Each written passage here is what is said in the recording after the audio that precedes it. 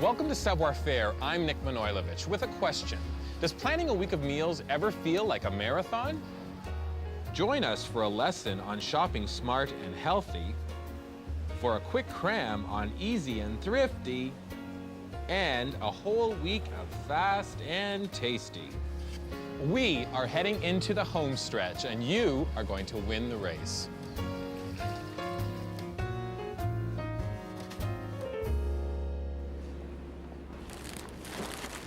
Leslie Beck. Nick, This hi. is perfect. Hi, cutie. How are you? Good to see you. You too. You know what? I want to beg for some help. Will you come shopping with me for 2 minutes? Sure, why not? Leslie Beck is going to go shopping with us. This is a good thing, and I'll explain to you why when we get to fruits and vegetables. Maybe I better back up the shopping cart for a second. Number one, it's the busiest week. Just like you, I'm really overwhelmed. Number two, I want to start eating healthier. And number three, I've also got to plan my meals all within one little tiny budget. Leslie's here to help. Here we go.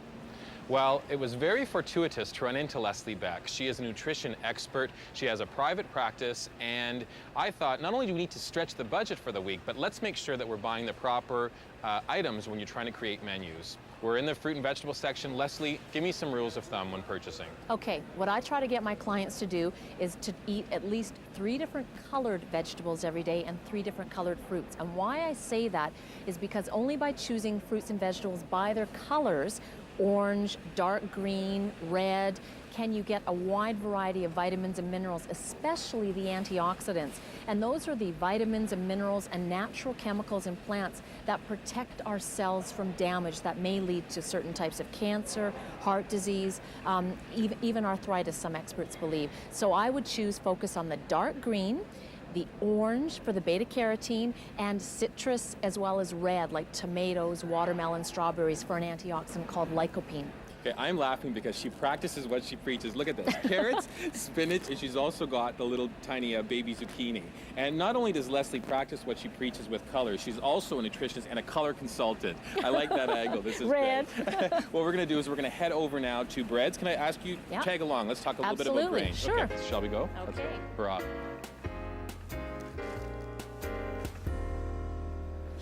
I want Leslie to tell you something. She just told me it's very important. Listen up. Okay, when you're buying bread, first of all, most often try to choose whole grain breads, but that's not as easy as it sounds. If you're buying packaged bread in the supermarket, take a look at the list of ingredients, and what you want to see there is whole wheat flour or whole grain rye flour. A lot of breads, no matter how good they look or how great sounding their titles are, have white flour in them, and then you might see a little bit of molasses or bran. Whole wheat flour, #1 ingredient. So, 2 things then. It's not necessarily if it's the most beautiful bread, it's about the flour. And then the second thing, if you're going into a bakery that's preparing fresh-made breads, you may have to, without the packaging, go to the baker and ask the question. Ask what kind of flour is in the bread, because if you're getting the whole grain flour, you have more B vitamins, more iron, and more fiber as well. More B, more iron, more fiber. Can we go look at some meats? Can I buy my meats with you as well? Do you mind? Sure, okay, not at all. We're off to the meat section. Come on.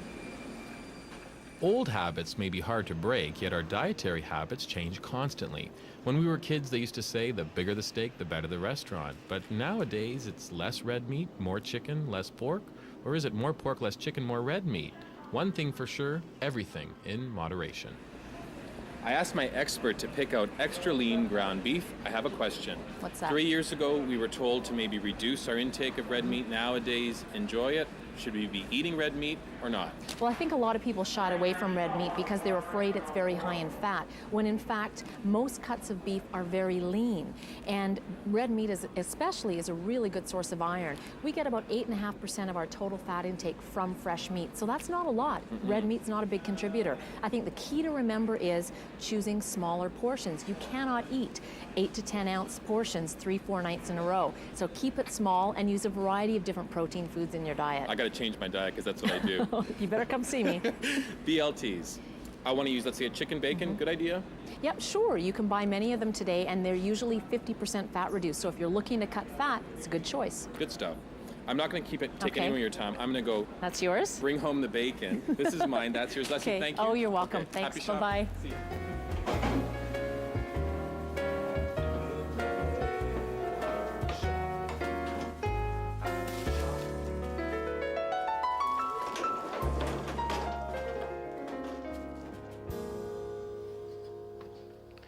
Groceries are put away, and now it's time to talk about home stretch. All of you university students out there who wrote in, this is your episode. I will share ideas on what to buy and then a way you can prepare meals for Monday, Tuesday, Wednesday, Thursday, Friday.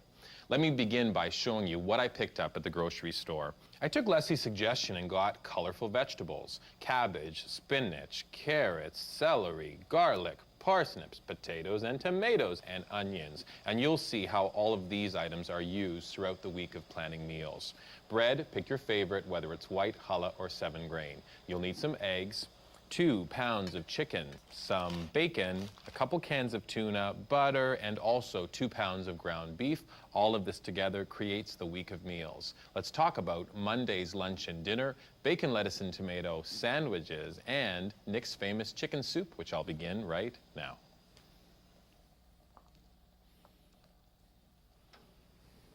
Chicken soup is a great recipe to do when you're studying. This is a really good thing to do because it allows you to start the chicken soup and then go back to the books, and then in a couple of hours you're going to have a meal. 2.5 pounds of chicken. I've taken the skin off of the chicken. 2.5 quarts of water in your biggest soup pot, and then simply place the chicken into the soup. Now, I've taken the skin off because I'm trying to reduce the fat content in the soup. The chicken pieces go in, and now you need to bring your pot to a boil, and it's important to bring it to a boil, and then I'll come back and show you how to take off the scum. There's going to be a bit of foam that rises to the top. So while you're waiting, it's a good time to practice your chemical equations from your nomenclature charts.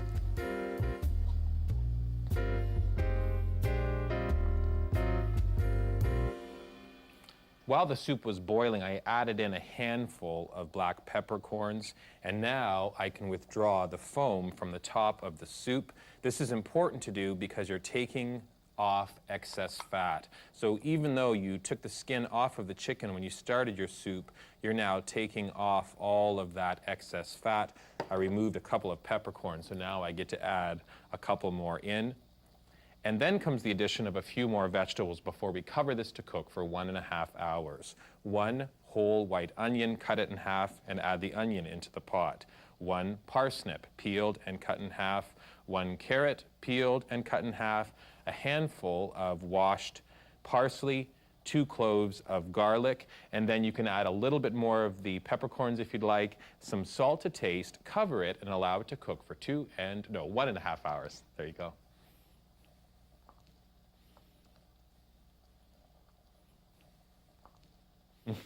I'm a bit of a soup junkie. I often lift the lid and smell the wonderful aromas while it's cooking. A final thought on making a broth, though, is to allow it to cook for a longer period if you want a stronger taste. I'll come back to soup a little bit later, but now let's start talking about Tuesday. Want to make every day entertaining? Visit our website. We're at www.savoirfaire.ca. Coming up on Savoir Faire, thankfully, we can let things get a little sloppy and turning up the heat on a pasta specialty.